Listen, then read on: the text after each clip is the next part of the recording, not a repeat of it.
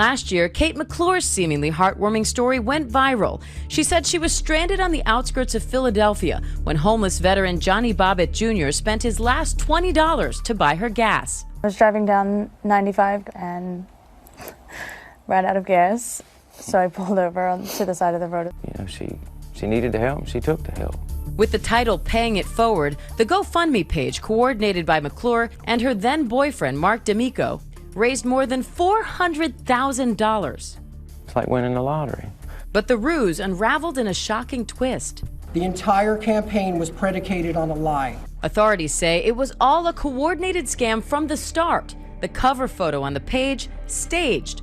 They say all three were in on the elaborate hoax. D'Amico, McClure, and Bobbitt conspired to pass off a fake, feel-good story that would compel donors to contribute to their cause. McClure and Bobbitt both pled guilty in federal court. D'Amico has pleaded not guilty. Colorado mom Kelly Renee Turner's bucket list for her terminally ill daughter went viral in 2017. Her story even made its way to the Make-A-Wish Foundation. 7-year-old Olivia Gaunt died from what her mother claimed was a rare disease. And we don't know how much longer she has. But authorities now say it was all a lie. The first child dies, the mother then induces illness on yet another child so she can continue this fraud, continue getting attention. Turner was indicted on 2 counts of murder and 11 other charges, including receiving fraudulent Medicaid payments of more than $500,000 and theft associated with a GoFundMe account. Several years later, it was told to me that the cells had developed into cancer. And so we had to do more procedures and treatment that time. And at that time, I did lose my hair, and it was a very scary, emotional time in my life. You said you lost your hair, but you didn't. You shaved your head. In the beginning, I shaved my head to where my hair was very short, yes. You put our producer on the phone with a nurse, Sharon Hodges. Yes. She treated you? Well, she was one of the nurses there. She told the producer that you went through cancer treatments, several months of chemo in 2012. Because when you called Sharon Hodges on your cell phone, the name Jenny came up in the screen. No, well, yeah, because I know Sharon. But you have Sharon in your cell phone under Jenny? No. I called Jenny's phone. I said, is this Sharon? She said, no, she said, this is Jenny, Carrie. I was like, oh, I need to talk to Sharon. Why would Sharon be with Jenny? Because we were all friends. Does that not make sense? Not at all. Okay. We called back to that hospital and asked for Sharon Hodges. Okay. And they said there's no Sharon Hodges that works there.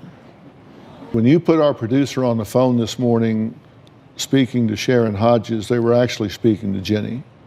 No, that still wasn't Jenny. Who was it? Her name is Sharon. What was she doing at Jenny's house? They are neighbors now.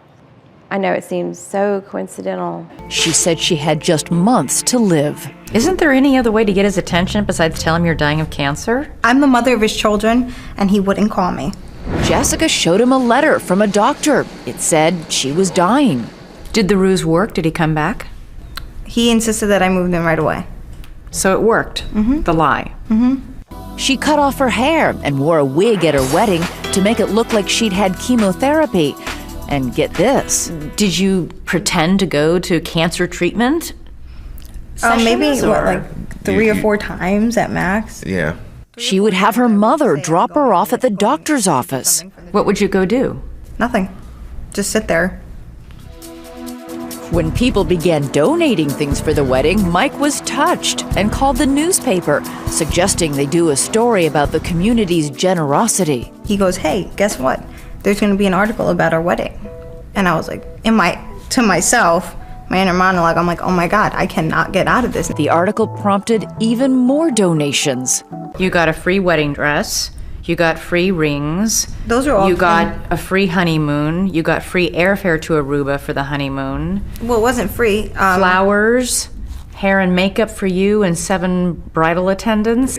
But even as she sobbed her vows, Jessica was still lying. As I become your wife, I want you to know the day I'm no longer physically here, I will always kiss you goodnight.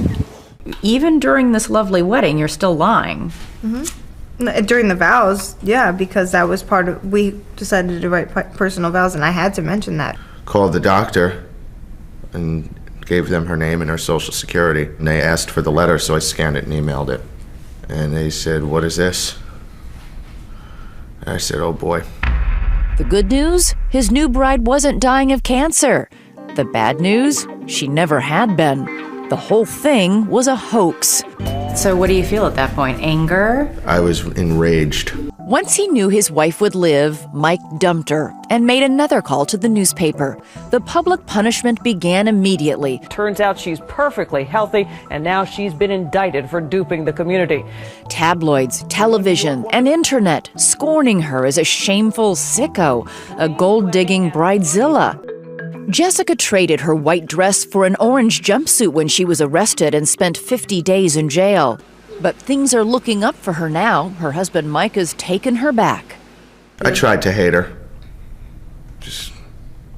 It was an act. You can't help who you love. So how many of those people we see at your wedding dancing and drinking and celebrating, how many of those people do you still speak to? None. This woman was being tried for a DUI in court.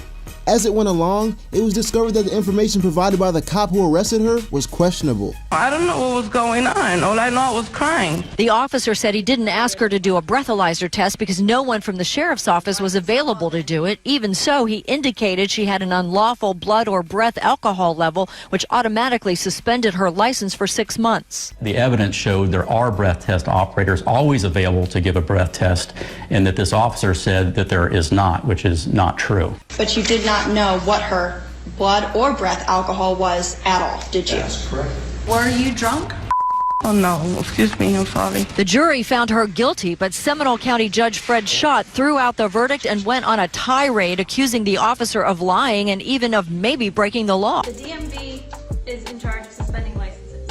Yeah, when officers lie to them. Correct, Your Honor, and that's why patrons... Then I want you taking him up on perjury. Your Honor. Will you take him up for perjury? He admitted it was a mistake, Your Honor. No, but he lied. He lied on a sworn Absolutely citation. not, Your Honor, and that is not true. I'm dismissing. The state's position. I'm dismissing. You cannot summarily dismiss, I Your am Honor, dismissing. without I am dismissing for us to be able to charge. respond to. No, I'm dismissing the charge. So take it up on appeal with him lying about it. The case should have never been built. Never. Young Jazmine shot dead in a drive-by shooting that hooked the nation, mainly because of a description of the gunman as given the day of the shooting by Jazmine's mother and her sisters. Those sisters again said that's exactly what the shooter looked like. But we now know this wasn't a hate crime, at least racial prejudice wasn't the driver, as investigators arrested and charged 2 black men in connection with Jazmine's killing. The man in the sketch, the Harris County Sheriff's Office now believes, is a witness who was driving this red truck, speeding in an attempt to flee. So how'd this happen? What led LaPortia Washington to believe that they were shot because they're black? And let me touch on that.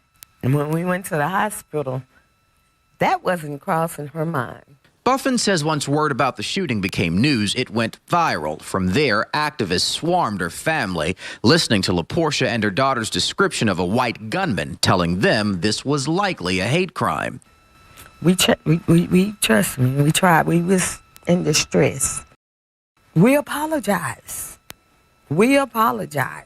Despite the arrests of 2 men identified as suspects, Cantrell says as recent as today, there have been threatening comments on her Facebook page because of a link drawn between her uncle, Robert Cantrell, and the sketch the Harris County Sheriff's Office released last Thursday. Activist Sean King, with 1 million followers, spread it even farther. Haley, who fears for her uncle and her family's safety, wants this to spread too. He is innocent of this terrible crime. Man wrongly accused of killing a 7-year-old Jazmine Barnes found dead in a jail cell.